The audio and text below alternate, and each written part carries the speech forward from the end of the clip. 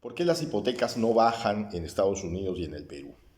¿Qué pasa en el mundo que está haciendo que exista una crisis en el mercado inmobiliario? Y bueno, las crisis empiezan despacito y después llegan de repente.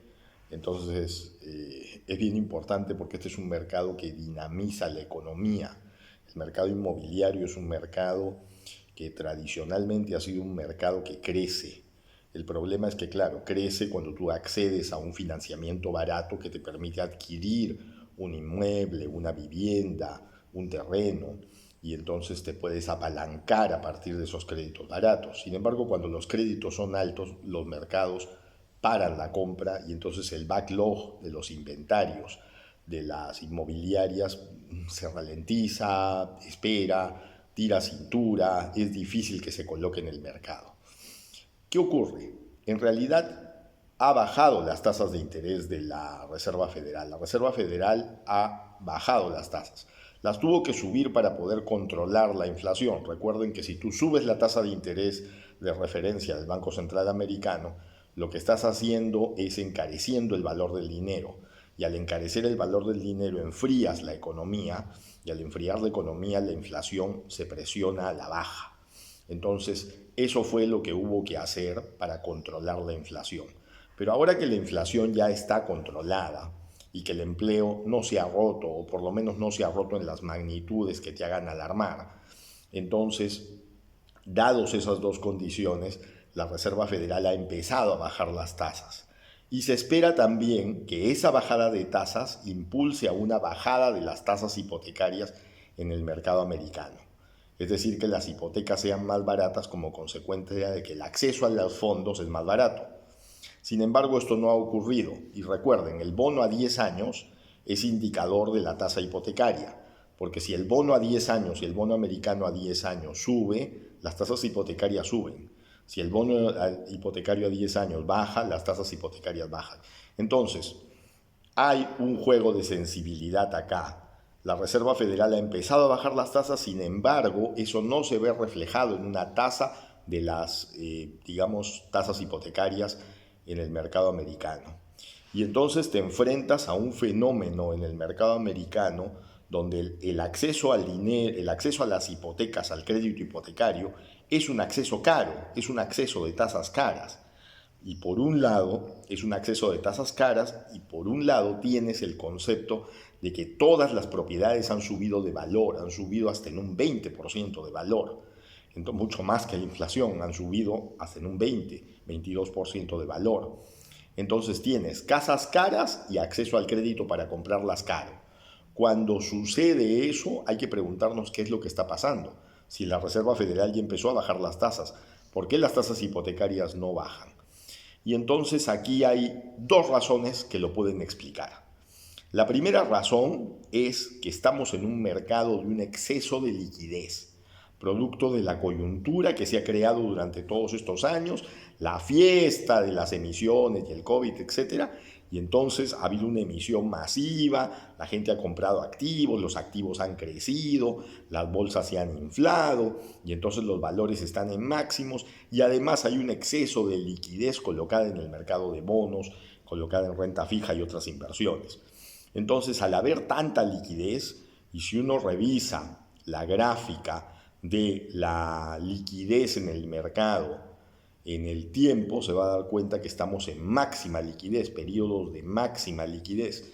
Y entonces en estos periodos de máxima liquidez, esos capitales ya tienen muchas más alternativas de en qué entrar que prestarse en hipotecarios. Y una de las alternativas es presionar al mercado de bonos. Y cuando a un mercado lo presionas, cuando empiezas a comprar bonos masivamente, cuando compras un activo, ¿qué pasa con ese activo? Ese activo sube. Es decir, el mercado de bonos está subiendo. Esto no debería pasar, las tasas están bajando, deberían estarse volcando a comprar acciones y entonces el mercado de bonos debería ralentizarse, pero no está sucediendo eso. Las tasas están bajando y los bonos deberían bajar, sin embargo los bonos están subiendo. ¿Y por qué están subiendo? Porque hay un gran capital, hay un exceso de liquidez que se está colocando en el mercado de bonos como alternativa más segura. ¿Y por qué? Por la segunda razón es una alternativa más segura. Hay mucha incertidumbre. Al haber mucha incertidumbre política, se vienen las elecciones en los Estados Unidos, no se sabe bien cómo van a ser las políticas, las cosas van a cambiar, hay mucha incertidumbre en los mercados, mucho conflicto, digamos, políticas públicas que se contradicen. Entonces, al no estar nada claro, empieza a aparecer la necesidad de refugiarse.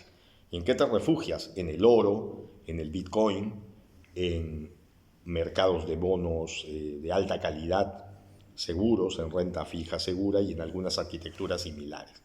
Eso está haciendo que en la práctica la bajada de tasas de interés no sea suficiente para reactivar el mercado inmobiliario americano. ¿Qué van a necesitar? Van a necesitar un shock de inversión inmobiliaria. Y un shock de inversión inmobiliaria dirigida es un shock caro, que frente a las elecciones que se vienen y frente a la coyuntura, no parece ser una prioridad de los políticos en este momento.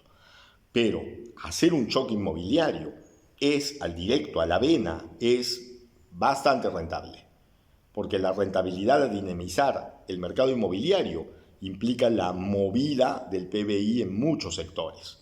Y entonces eso es importante tener en cuenta para quienes planifican de largo plazo. Ahora, ¿qué pasa en el mercado inmobiliario peruano? El mercado inmobiliario peruano es pequeño, pero el mercado inmobiliario pequeño que tiene el Perú es un mercado que no ha regresado a su nivel de dinamismo. Y el problema es, además de tener tasas altas, porque evidentemente todavía tenemos tasas altas, las tasas en el Perú son el triple o el doble de más caras que las tasas en los Estados Unidos, las tasas hipotecarias. Además de tener una tasa hipotecaria alta, esa no es la principal razón por la que se ralentice el mercado. Lo que ocurre es que aquí ya estamos viviendo un fenómeno que en Estados Unidos ya se está viviendo también y que es un factor latente y que está ahí.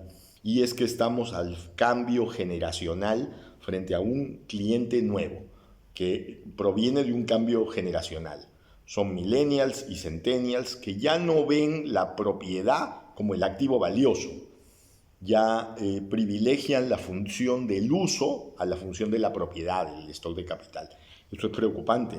Miren, una gran cantidad de los nuevos millonarios que figuran en la revista Forbes, el 97-98% de esas fortunas están siendo pasadas a través de herencias a la siguiente generación. Es decir, ya no hay creación de riqueza nueva. Lo que está viendo es una transmisión de riqueza de unos a otros.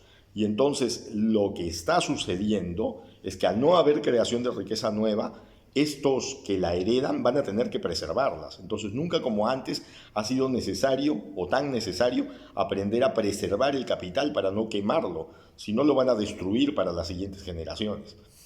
Sin crear y solamente consumiendo lo van a destruir. Y hoy existe una cultura antojadiza del uso, de la facilidad del uso, ya no de la posesión, hoy día existe la cultura de la suscripción, la cultura del uso, no la cultura de la propiedad. Y entonces las cosas han cambiado, nos enfrentamos a un nuevo cliente y ese nuevo cliente demanda un formato distinto, un formato pequeño, un formato muy bien ubicado, un formato que pueda usarse solo por determinar, casi un formato por suscripción.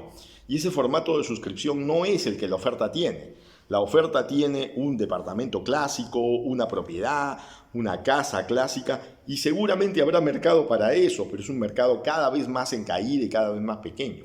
El gran mercado está en este nuevo cliente y para eso hay que remodelar para colocar. Hay que remodelar para colocar. Si no remodelas para colocar, no colocas. Y solamente vas a poder colocar si tienes la espalda suficiente para soportar el periodo de tiempo sin renta. Y si no es así, vas a tener que remodelar para poder colocar adaptándose. Esa adaptación el mercado todavía no la ha tenido en cuenta o no la ha tenido en cuenta de manera suficientemente seria. Las inmobiliarias creen que su inercia las va a hacer entrar en proyectitos, tratar de buscar ese espacio para colocar proyectos y que solo basta con reducir el tamaño de las unidades o con ponerse en sistemas de vivienda de interés social, que también están cuestionadas porque se tratan de hacer en lugares donde no corresponde claramente y es un negocio escondido. Frente a todo este sistema, lo que estamos teniendo en realidad es un cambio en el mercado por un nuevo cliente que aparece, que hay que comprenderlo y que el mercado, la oferta, si quiere dinamizar el mercado inmobiliario, va a tener que adaptarse. Eso en combinación con tener tasas hipotecarias más bajas. Y para eso se necesita mejor historial crediticio, mayor capacidad de crédito, capacidad de endeudamiento, y se necesita que la hipoteca que se constituya sea una garantía real segura para que existan mejores tasas. Esperamos que con el tiempo esto se arregle, porque el mercado inmobiliario tiene un músculo muy interesante.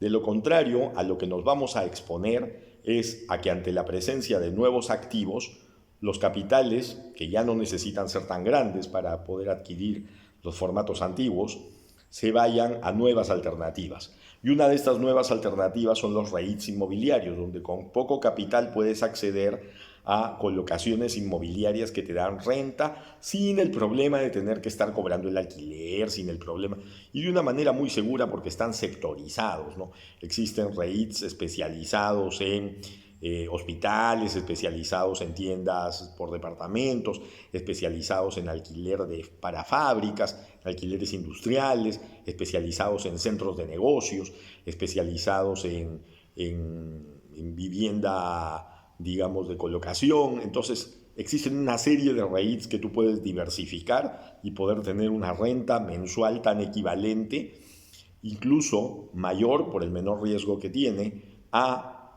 de pagos, de flujos, a la hipoteca tradicional o al acceso a una vivienda tradicional que las generaciones nuevas cada vez consumen menos. Así estamos en el mercado inmobiliario, se necesita un shock allá en los Estados Unidos, se necesita un shock también aquí en el Perú, porque el mercado inmobiliario mueve la aguja de la economía y dinamiza y mueve a otros sectores, pero ni la oferta lo entiende y la demanda no la va a esperar, los mercados cambian. Aquí lo que privilegiamos es la velocidad del cambio, porque la velocidad del cambio es lo que hace la diferencia en los mercados.